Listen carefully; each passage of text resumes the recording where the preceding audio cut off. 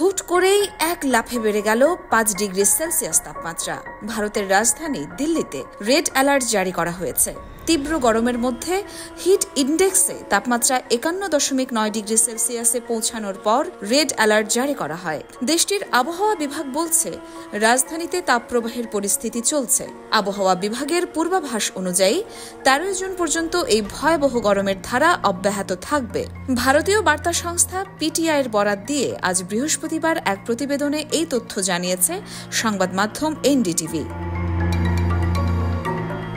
তাপমাত্রা ৪০.৯ থেকে ৪৫ ডিগ্রি সেলসিয়াসে পৌঁছেছে। এর সাথে আর্দ্রতা যোগ হয়ে তৈরি হওয়া হিট ইন্ডেক্স এক লাফে পৌঁছেছে ৫১.৯ ডিগ্রি সেলসিয়াসে, যা অত্যন্ত বিপজ্জনক। বুধবার বিকেল ৫টা ৩০ ভারতের এই রাজধানীর সবচাইতে বেশি গরম ছিল আয়ানগরে।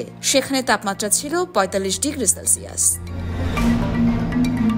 হিট ইন্ডেক্সে তাপমাত্রা ৫০ ডিগ্রি সেলসিয়াস পার হওয়ার পর ভারতের আবহাওয়া বিভাগ জানিয়েছে, তাপমাত্রা ও আপেক্ষিক আর্দ্রতার উপর নির্ভর করে প্রতিদিনের হিট ইন্ডেক্সের মান পরিবর্তিত হয়।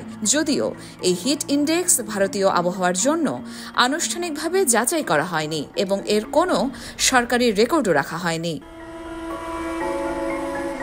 আবহাওয়া বিভাগ বলছে, রাজধানী দিল্লিতে তাপপ্রবাহের পরিস্থিতি চলছে, যদিও বুধবার কেবল আয়ানগরেই তাপপ্রবাহের অবস্থা রেকর্ড করা হয়েছে। এর আগের দিন ৩টি স্টেশনে এমন অবস্থা ছিল। আবহাওয়া বিভাগের পূর্বাভাস অনুযায়ী ১৩ জুন পর্যন্ত এই ভয়াবহ গরমের ধারা অব্যাহত থাকবে। এরপর একটি পশ্চিমী ঝড় উত্তর পশ্চিম ভারতে প্রবেশ করতে পারে, যা দিল্লিতে হালকা বৃষ্টি ও বজ্রপাত নিয়ে আসতে পারে। বৃহস্পতিবারেও তাপমাত্রা ৪৩ থেকে ৪৫ ডিগ্রি সেলসিয়াস থাকার আশঙ্কা রয়েছে, যার সাথে ৪০ থেকে ৬০ কিলোমিটার গতির দমকা হাওয়া।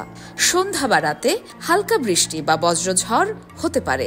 এনডিটিভি বলছে, রেড অ্যালার্ট মানে হলো জনসাধারণকে অবিলম্বে সতর্কতামূলক ব্যবস্থা নিতে হবে, যেমন বেশি পানি খাওয়া, রোদ এড়িয়ে চলা এবং দুপুরের সময় বাইরে যাওয়া এড়ানো। এদিকে দিল্লির আর্দ্রতা বুধবার দিনভর ৩১% থেকে ৭৩% মধ্যে ওঠানামা করছে। সেই সাথে উত্তর পশ্চিম দিক থেকে শুকনো বাতাস বইতে থাকায় গরমের অনুভূতি আরও তীব্র হয়েছে। ইয়োরমা শায়ের জাহান, দেশকাল নিউজ।